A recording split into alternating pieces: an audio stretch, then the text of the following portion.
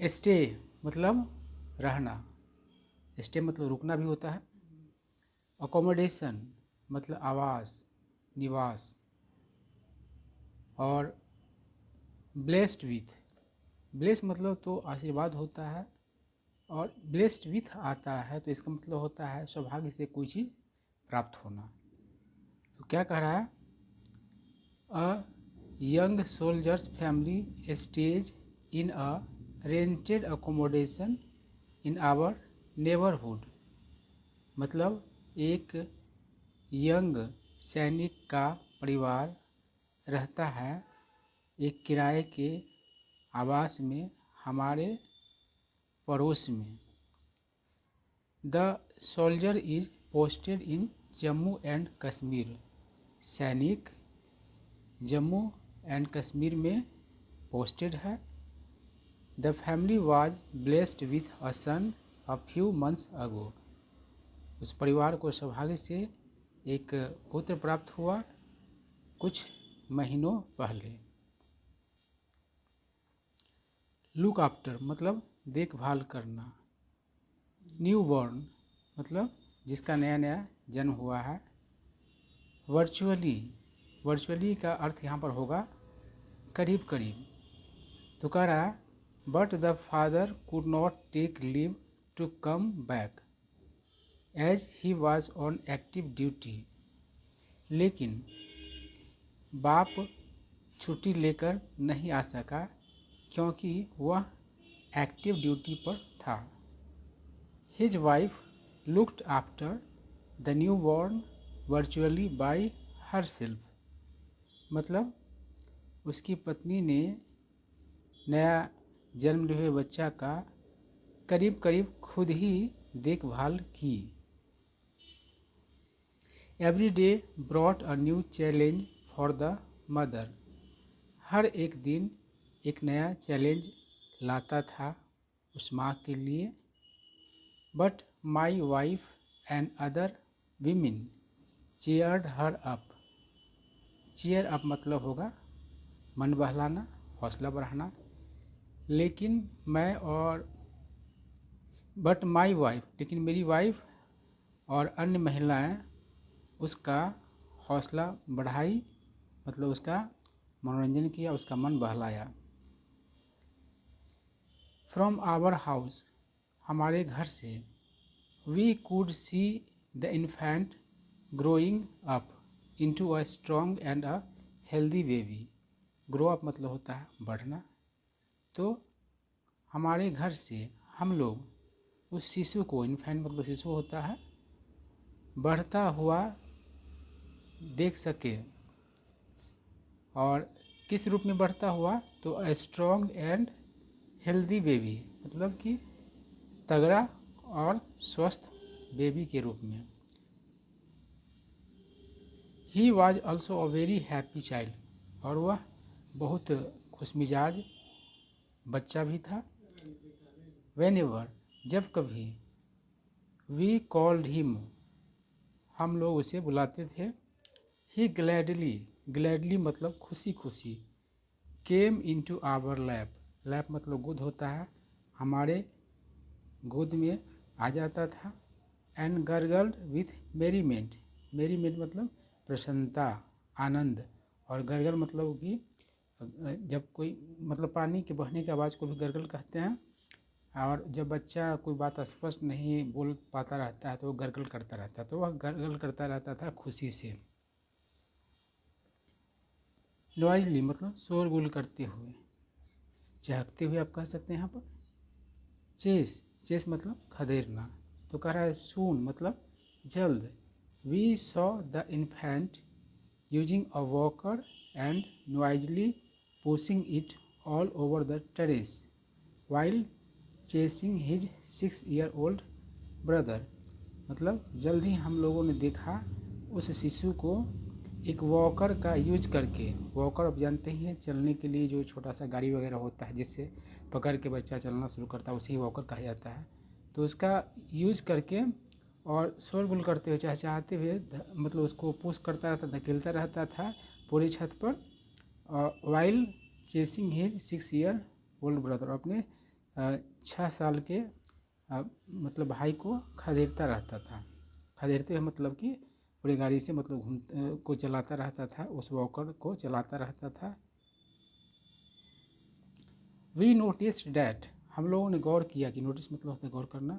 The mother was not treating the baby with kid gloves. Treat with kid gloves मतलब होता है बहुत ही आराम से पेश आना, नाजुकता से पेश आना, अच्छे तरीके से पेश आना। तो कह रहा है कि हम लोगों ने गौर किया कि वो माँ उस बच्चा से बहुत नाजुकता से पेश नहीं आती थी। इंस्टेड, उसके बजाय, उस बच्चा से अच्छे से पेश नहीं आ रही थी, उसके बजाय शी वॉज प्रॉम्प्ट मतलब उकसाना, him to start walking as early as possible without the aid of a walker. Aid मतलब होता है मदद। तो उसके बजाय वो क्या करती थी, तो कोशिश कर रही होती थी उसको चलना शुरू करने के लिए जितना जल्दी हो सके उतना, बिना वॉकर के मदद के। While she was busy with house hold chores. चोर मतलब होता है कामकाज, दैनिक कामकाज। तो जब वह जहाँ वह बिजी रहती थी अपने घरेलू कामकाज में, he started taking faltering steps. Faltering मतलब होता है डगमगाता हुआ।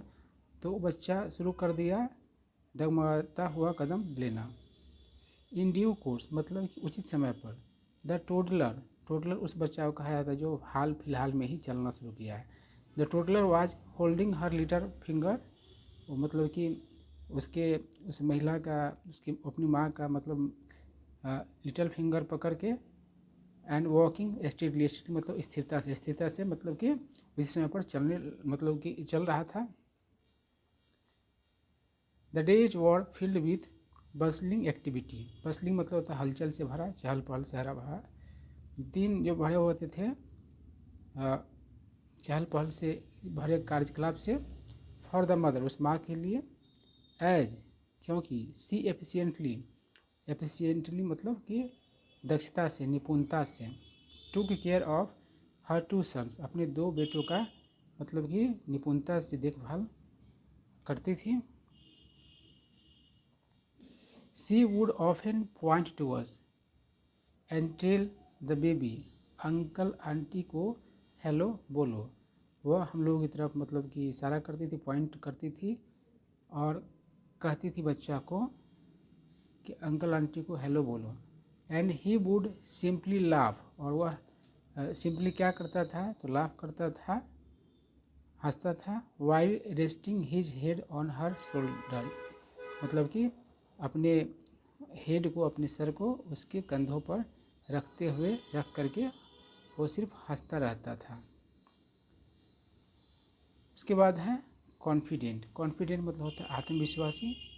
और श्योर ऑफ हर सेल्फ, यहाँ per him self, my self कुछ भी हो सकता है। तो इसका मतलब होता है श्योर ऑफ के बाद रिफ्लेक्सिव प्रोनाउन का यूज करके जो वर्ड आता है तो इसका मतलब होता है वेरी कॉन्फिडेंट, मतलब बहुत आत्मविश्वासी। तो कह रहा है कि seeing the young mother so confident and sure of her self, उस मतलब कि यंग माँ को इतना आत्मविश्वासी और इतना ज़्यादा आत्मविश्वासी देखकर, इवोक मतलब मन में आना है, कोई फीलिंग या फिर कोई मेमोरी इत्यादि।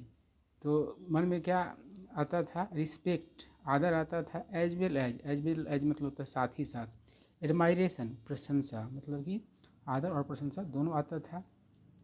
उसके बाद कह रहा है she was surely facing day to day problems, निश्चित रूप से वह मतलब कि सामना कर रही थी डे टू डे समस्याओं का, दिन प्रतिदिन का जो समस्या होता है उसका।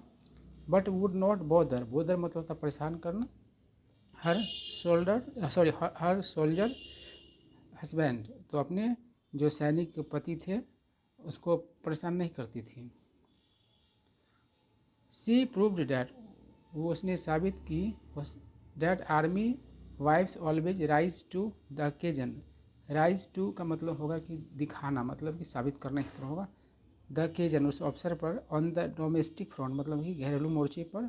Allowing their husbands to do their duty with dedication, और अपने हस्बैंड्स को मतलब अलाउ करती थी क्या अपने ड्यूटी को समर्पण के साथ करने के लिए। तो डेडिकेशन मतलब समर्पण होता है। ऑन द कंट्रीज बॉर्डर्स मतलब देश की सीमा पर, विदाउट एनी डिस्ट्रैक्शन बिना कोई भटकाव के, डिस्ट्रैक्शन मतलब भटकाव होता है। अ फ्यू वीक्स अगो कुछ सप्ताहों पहले, आई मीट हर हस्बैंड मैं उसके पति से मिला, who had come back on a months leave जो एक महीने की छुट्टी पर आया हुआ था। ही वॉज इलेटेड, वह इलेटेड था, इलेटेड मतलब कि बहुत खुश और उत्साह भरा, वो बहुत खुश और उत्साह से भरा था। At meeting his wife and son, अपने पत्नी और बेटों से मिल करके। As I gave him vegetables and fruits fresh from our garden, जब मैंने उसे वेजिटेबल्स और फ्रूट्स दिया जो कि गार्डन का मतलब कि ताज़ा था, एकदम गार्डन से मतलब तोड़ करके ही निकाल के लाया गया हुआ था। ही स्माइल, वह मुस्कुराए, एंड सेड और कहा, साहब मुझे सेना मेडल मिला है। हाँ मिला है, लाइव इनकाउंटर में, मतलब कि साहब मुझे सेना मेडल मिला है लाइव मुठभेड़ में। इनकाउंटर मतलब मुठभेड़ होता है, आमना सामना होता है। आई किल मिलिटेंट्स, मिलिटेंट मतलब आतंकवादी होता है, मैंने आतंकवादियों को मारा। आई कंग्रेचुलेटेड हिम विथ हग, मैंने हग करके उसका क्या किया, गले लगाकर उसका क्या किया, उसको कंग्रेचुलेट किया। और proud of you I said, मैंने कहा कि तुम पर गर्व है।